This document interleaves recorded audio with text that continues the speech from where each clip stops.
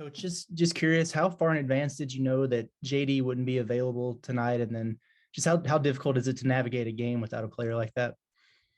Yeah, I mean, we knew coming, right out of the Christmas break. We found out then and waited another day to be sure. Yeah, I mean, he's plus 144 for the season. I think he was the leading scorer in the league. But we got on the plane, to compete and to win the game.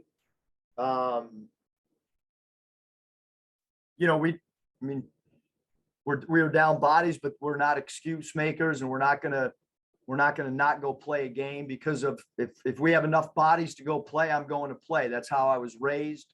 We're not gonna, figure out a way not to get on the plane. We're gonna get on the plane and play as long as we got enough bodies and they'll let us go. And so that's our obligation, and that's what we did. And we lost the game. We got outplayed. And then I guess, the first half, it was a 2-point game at halftime, seemed pretty good defensively, and you won the battle on the glass there. I guess what did you see that changed there in the second half that kind of turned things around? Yeah, Curtis, I mean, we have to, as a group, this team has to figure out, that you really have to play extremely hard against good teams for 40 minutes. And you've got to have a competitive nature about yourself that if another team makes a run, you've got to be able to counter that run. And I brought that up several times. And so as a coaching staff, we've got to continue to teach but we had a free throw violation, and so, I mean, there's just a lot of little areas that we got to get a lot better at. And we got to coach to the best of our ability. And we got outplayed tonight. I don't know what else to say. Bob. Eric, you guys had 17 turnovers. That's obviously high for you guys. Do you attribute that more to their defense? You're struggling on offense, or what do you? And how big an impact did that have on the game? They outscored you by quite a bit in points off turnovers. Yeah, Bob. I think the extra possession game, when you look at 17 turnovers, and you look at the points off turnovers and our points off turnovers, and then you add in the offensive rebounding. I thought we did a tremendous job the first half rebounding the basketball and not very good the second half. And so when you add the difference in the offensive rebounding, the turnovers that we had, and then you add in the fact that they took 28 free throws to our 14, I'm surprised it was, a 13-point game and not a larger margin.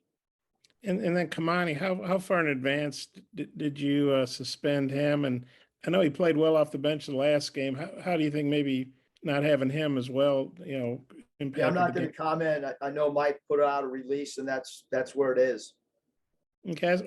You guys don't play again for 6 days. Is that good, or is that bad, or is that just the way it is? Or kind of how do you look at the team moving forward? Because obviously this is just the first conference game.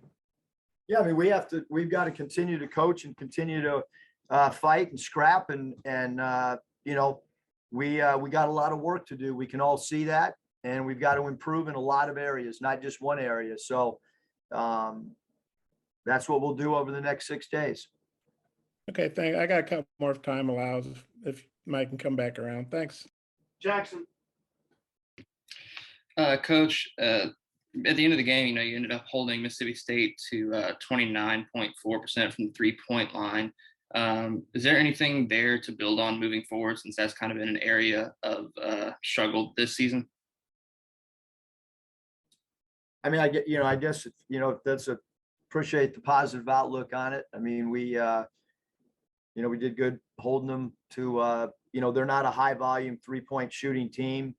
And, I guess statistically, we did a good job defending the 3-point line. Scotty. Yeah, Coach, what did you say from Tolu Smith that made him effective? Was it just, his ability to kind of draw fouls and get to the line that hurt you most? Yeah, I mean, 10 FTAs, he establishes really good post position. He's an excellent offensive rebounder. He's been out for him. So sometimes when a guy, gets his legs a little bit fresher than maybe some guys that have played, he's a phenomenal interior player. He's an excellent offensive rebounder, and he did a great job of sealing and ducking in and being physical. It's good for our guys to watch that as well, because he does a great job of eating up space on the interior, whether it's right block or left block. And I think he's one of the best back to the basket players in the SEC. What in particular jumped out to you about Stanley? I think the 19 points is probably his best scoring game in about a month. Yeah, I thought he really scored the ball. He shot the ball with great confidence. Randy? Eric, you would elaborate on what Curtis talked about, what you saw as the difference in the second half in regards to the rebounding for Arkansas? Yeah, I thought Mississippi State was really, really physical. Brooks is 6'10". He had 10 boards, obviously. You look at Tulu Smith's 4 on the glass, and then their backup center came in and had 5 offensive rebounds. Number 2, Javion Davis, who's one of the best offensive rebound players per minute. And then for us interior, Trey Wade played 22 minutes and didn't have a rebound. Stanley only had 2 defensive rebounds. Both those guys play the 4 spot for us. So, we've got to rebound across the board better, especially up front. Thank you. Final question, please. I think he said Bob. Eric, do you anticipate getting JD back for the game? I think one of the TV guys said you'd get him back for Vandy, hopefully. And can you give us a prognosis on that? And can you say if he's in COVID protocols? No, I mean, I think Mike's release states it, and I have no idea whether he'll be back, for the game or not. It's out of my hands, and so I don't know when he'll be back. So.